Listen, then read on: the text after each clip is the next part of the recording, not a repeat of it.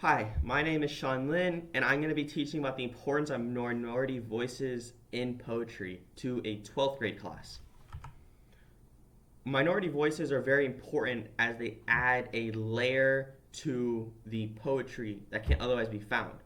We can see this predominantly in Latin voices, Latin poetry, and we can see this through My Brother at 3 a.m. by Natalie Diaz and her connection to family and about the pain, the addiction, and all the problems it caused with her family. We can see about loss, a very general concept by Gary Soto, Avocado Lake. And it's a sad, mournful story about a death of a boy. We've seen plenty of these stories, but the way he writes about it has a beautiful layer, a beautiful connection to it, and it gets you to read it. An Acceptance of Identity, Dream of the Raven by Ada Limon is a short poem with a theme of acceptance of herself. Um, and then we can have the same overlapping ideas with Asian voices, family, acceptance of identity.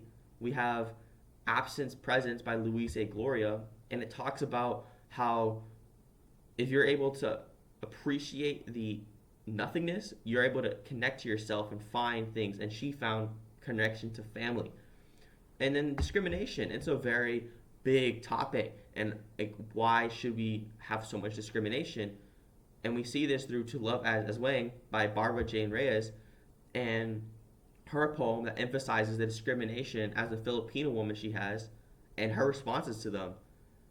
And we also have Acceptance of Identity, the poem, origin story, by Kazim Ali, and how he moved place to place and he struggled to find his connection to who he was, and he didn't know who he was. And overall, we have lots of overlap in concepts, family, acceptance of identity. We see very broad concepts like discrimination and loss. People write about these things a lot. Everyone knows and connects to these ideas. But the way they depict these concepts is different, and these struggles and how they go about it, and their own story, and how they have religious connections, cultural identities.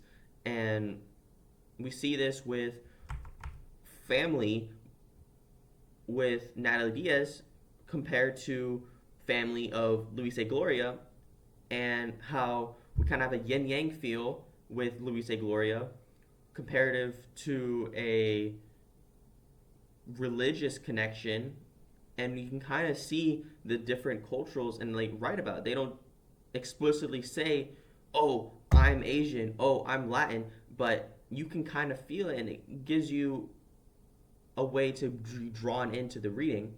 We also have seen this with To Love as Wang by Barbara Jane Reyes, as Wang is a Filipino term, a broad term, umbrella term that depicts ghosts.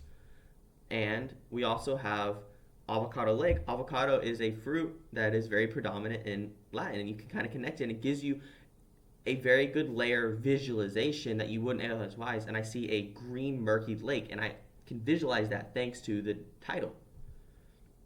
And so overall, we have cultural aspects that are brought out thanks to the authors writing about themselves and connecting their culture to the poetry. And overall, I'm going to be clear, avocado is a fruit. We can see that. And also, here's my source that what As Wang is and how it connects to evil spirits in Filipino culture. But thank you. That is why the importance of minority voices in poetry is so important and codependent with each other, and adds a layer that not otherwise be found. Thank you.